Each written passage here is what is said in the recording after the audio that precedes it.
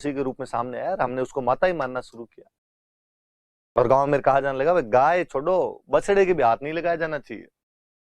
आज भी मैं अक्सर कई गांव में देखता हूँ कि बैल मर जाता है तो बाकायदा मूर्तियां लगाते हैं उसकी।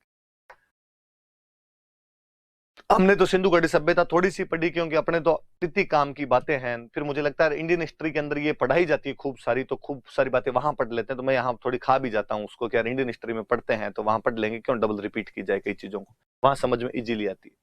वहां पढ़ोगे कि कुब्बड़ वाले बैल का चित्र तो मोहरों पे सिंधु घड़ी सभ्यता वालों ने खूब लिखा, खूब चित्र बनाए उसके।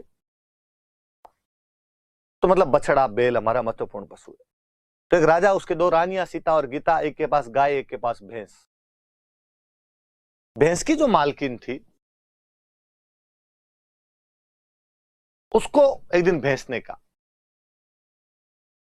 कि देखो तुम मेरी मालकिन हो, तुम तो मेरे से लाड रखती हो, पर बाकी सारे लोग लाड गाय का रखते हैं, सारे लोग गाय को चाहते हैं,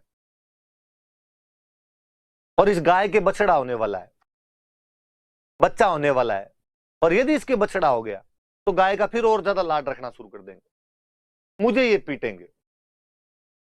तुम मेरी मालकिन हो, तुम्हारा थोड़ा कर्तव्य बनता है कि नहीं बनता है?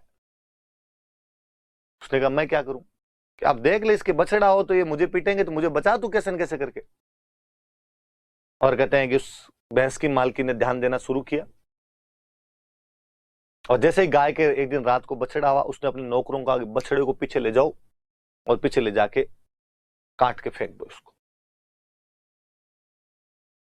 नौकर गए और चाकुओं से बछड़े को काट कर फेंक दिया।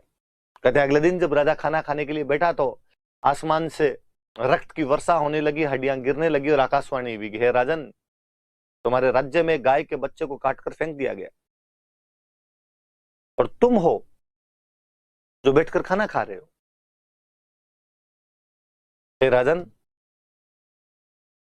तुम्हारे घर के पिछवाड़े में, तुम्हारे महल के पीछे की साइड में एक बछड़ा कटा हुआ पड़ा है। राजा वहां गया और उसने जाकर देखा कि वाकई वहां पर बछड़ा कटा हुआ। राजा ने घोषणा करवाई, राजा ने मुनादी करवाई कि आज के दिन, आज के बाद बछड़ों की पूजा की जाएगी, ये बछड़ों की बारस मानी जानी चाहिए। इसलिए हम उसको बछ बारस बोलते हैं। और किसकी पूजा करते हैं? बछड़े की, क्योंकि बछड़े को चाकुओं से काट दिया गया था। इसलिए आज के बाद इस दिन कोई भी चाकू का प्रयोग नहीं करेगा। चाकू रसोई में साइड में रखे जाएंगे। इसलिए कभी नोटिस करना, बछ बारस वाले दिन मम्मी चाकू साइड में रख देती है, रसोई में कुछ भी काटते नहीं है। तो आप कहोगे सर फिर सब्जी कैसे बनाते हैं? सब्जी साबुत अनाज बनाए जाते हैं उस दिन, और कोई टमाटर वमाटर नहीं डालते हैं उस दिन सब्जी में, क्योंकि काट तो सकते ही नहीं आप। तो बछ बारस वाले दिन दो बातें याद रखनी है कि बछ बारस को एक तो बछड़े की पूजा की जाती है, एक चाकू का प्रयोग नहीं किया जाता, नाइफ यूज नहीं किया जाएगा, और जो काफ है, जो बछड़ा है, उसकी पूजा की जाएगी। ये चीजें कब की जाती है? तो बछ बारस वाले दिन की जाती है। तो बातें याद रखना आप। तो कृष्ण पक्ष की द्वादशी को बछ बारस आती है, इस दिन बछड़े की तो पूजा की जाती है, और चाकू का प्रयोग नहीं किया जाता। मम्मी से और पूछना इस बारे में, वो ज्यादा अच्छे से बता पाएंगे, उनकी कहानी और अच्छे से सुनी हुई होगी। इसके बाद आगे अमावस्या, सती अमावस्या।